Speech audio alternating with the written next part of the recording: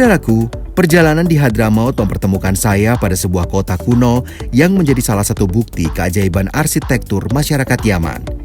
Inilah kota Shibam, sebuah kota kecil di barat kota Tarim yang terkenal karena bangunan-bangunan pencakar langitnya. Catatan sejarah tertua tentang kota ini menunjukkan kota Shibam sudah ada sejak abad ketiga Masehi, 16 abad lebih tua daripada gedung pencakar langit di Amerika Serikat. Maka tak heran, kota yang sempat menjadi ibu kota dari kerajaan Hadramaut ini berhasil meraih gelar sebagai bangunan pencakar langit tertua di dunia. Saudaraku, selamat datang di kota Shibam, Masya Allah. Saya jadi teringat sama beberapa ayat dalam Al-Quran di surah Al-Fajr ayat 6-8 yang bunyinya adalah Alam tara kaifa fa'ala rabbuka bi'ad irama dzatil imad allati lam yukhlaqu mithluha fil bilad. Di mana Allah tanyakan kepada kita, tidakkah kita memperhatikan orang-orang di kota Iram, ibu kotanya kaum Ad, yang membangun bangunan tinggi yang saat itu belum ada kota-kota yang semisalnya. Masya Allah, mari kita ungkap jejak Al-Quran dari bumi Allah Subhanahu wa Ta'ala di kota Shibam, Hadramaut, Yaman.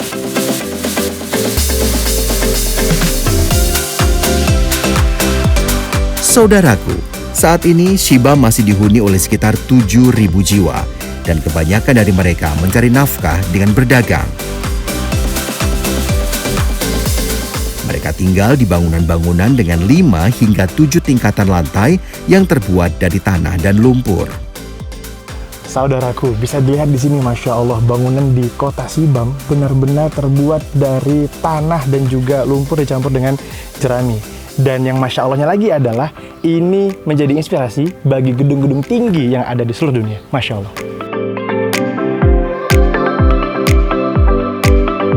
Tidak hanya itu, secara perencanaan kota, bangunan-bangunan di Shibam juga tertata rapi. Mulai dari irigasi hingga benteng kokoh dibangun di sekeliling kota untuk melindunginya dari serangan pasukan lawan pada masa lalu. Namun, karena penduduk Shibam yang semakin padat, akhirnya permukiman-permukiman baru di luar tembok kota mulai dibangun dengan ukuran yang lebih kecil. Kini, Shibam sudah mendapat keistimewaan karena telah terdaftar sebagai salah satu situs warisan dunia UNESCO yang harus dijaga kelestariannya.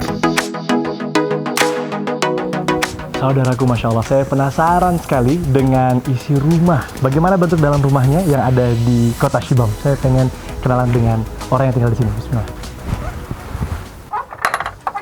Assalamualaikum. Waalaikumsalam.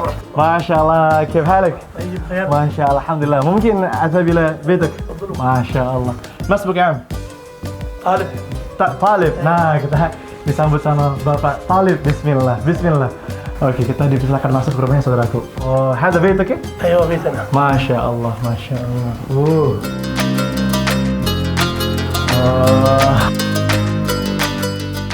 Jamil jiddan, Masya Allah. Wah, tempatnya bagus banget, saudaraku. Dan yang paling menariknya, tidak panas ya. Di sini tuh Masya Allah dingin. Laisa har. La har. Laisa. Nah, ada kipas dan juga tadi sebelum ada kipas ya, saudaraku, memang karena dia bangunan dari tanah, itu kalau di musim dingin tidak terlalu dingin, kalau di musim panas tidak terlalu panas.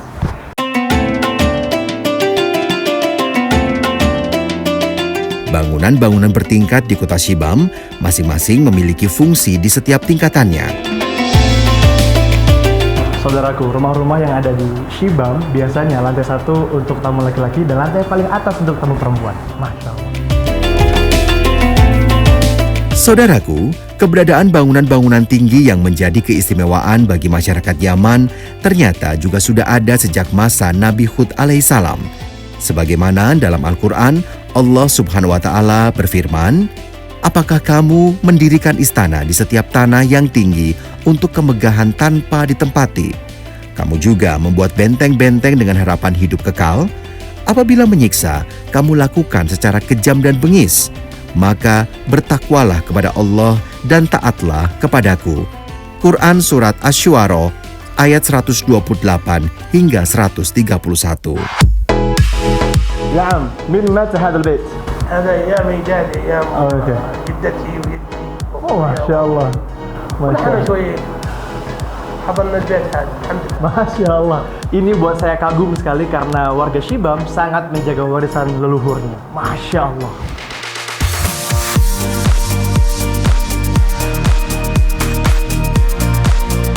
Saudaraku, dalam sebuah hadis, Rasulullah Shallallahu Alaihi Wasallam pernah bersabda, orang mukmin dengan orang mukmin yang lain seperti sebuah bangunan, sebagian menguatkan, sebagian yang lain. Hadis riwayat Muslim. Ya am, syukran kathir. Jazakumullahu khairan. Barakallah fiik. Udu'u li. Barakallah. Assalamualaikum.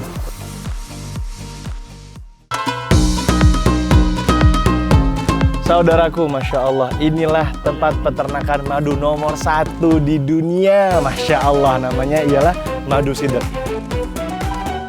Nah, ini dia saudaraku, buah dari pohon sidr.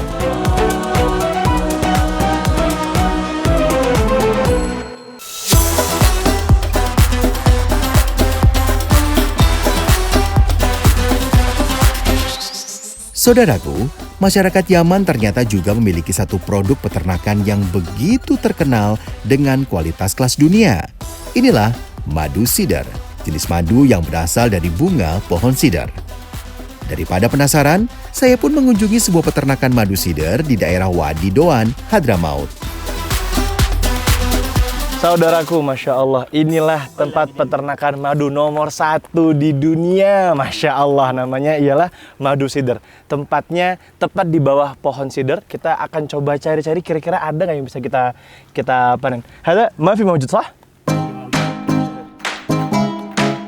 Siapa sangka, hanya berbekal kotak-kotak kayu di bawah pohon sidr, peternak ini bisa menghasilkan madu dengan kualitas terbaik. Biasanya panen dilakukan di akhir tahun dan memakan waktu hingga 45 hari ketika musim sidr tiba.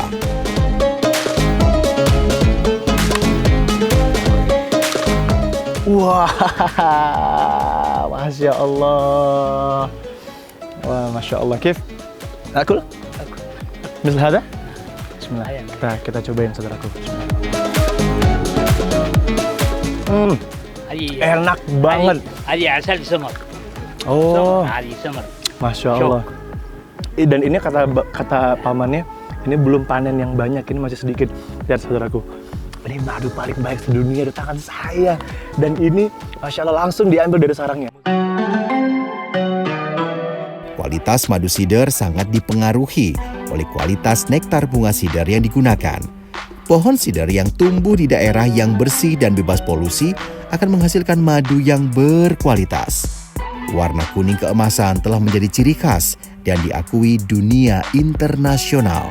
Madu penuh nutrisi ini dipercaya membantu meningkatkan kesehatan dan sistem kekebalan tubuh, mempercepat penyembuhan luka hingga mengatasi masalah pencernaan.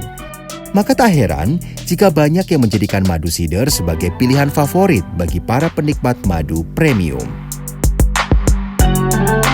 Karena rasa dan khasiatnya yang kaya, madu sidr akhirnya dihargai cukup mahal di pasaran. Untuk 1 kilogram saja, madu sidr dengan kualitas tinggi dibanderol hingga 1 juta rupiah. Kam la ta'mal fi an-nahl? 40 عام.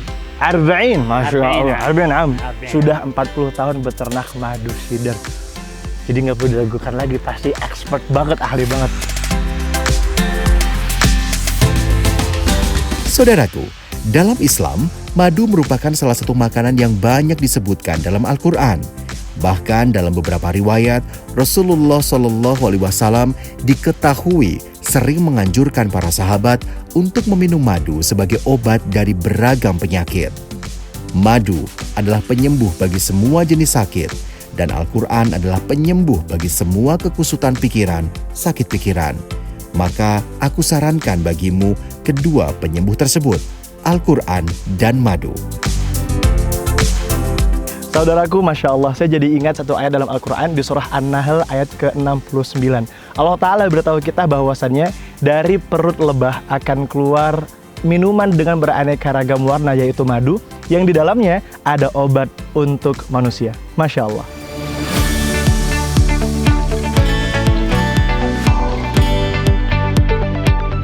hanya keunikan madunya, pohon sidr ternyata juga memiliki kisah unik di balik keberadaannya di tanah Yaman. Dalam berbagai riwayat, Rasulullah Shallallahu Alaihi Wasallam pernah menganjurkan umat Islam untuk memanfaatkan bagian-bagian dari pohon bidara, terutama ketika membersihkan diri dan memandikan jenazah. Bahkan dalam riwayat lain, 7 lembar daun bidara dikatakan bisa digunakan sebagai media penyembuhan dalam ruqyah. Nah, ini dia saudaraku, buah dari pohon sidr. Masya Allah, warnanya hijau ke kuning-kuningan, seperti ini, ya. Dan perjuangan ngambilnya susah sekali karena bukan musimnya ya. Kalau musimnya itu ada kasir katanya banyak. Ini dia.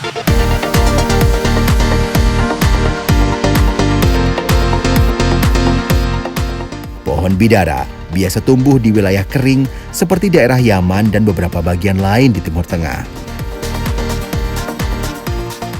Saudaraku, setelah dirasa-rasa, ternyata rasanya lebih mirip dengan buah kesemek.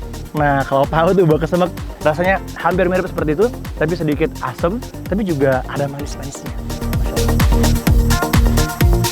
Selain bagian-bagian tubuhannya yang mengandung manfaat, ternyata pohon ini juga pernah disebut dalam Al-Quran sebagai pohon surga. Sebagaimana Allah Subhanahu wa Ta'ala berfirman, "Golongan kanan, alangkah mulianya golongan kanan itu. Mereka berada di antara pohon bidara yang tidak berduri." Quran Surat Al-Waqiah ayat 27 hingga 28. Masya Allah saudaraku, satu lagi jejak Al-Quran terungkap dari bumi Allah Subhanahu wa Ta'ala di kota Doan Hadramaut, Yaman.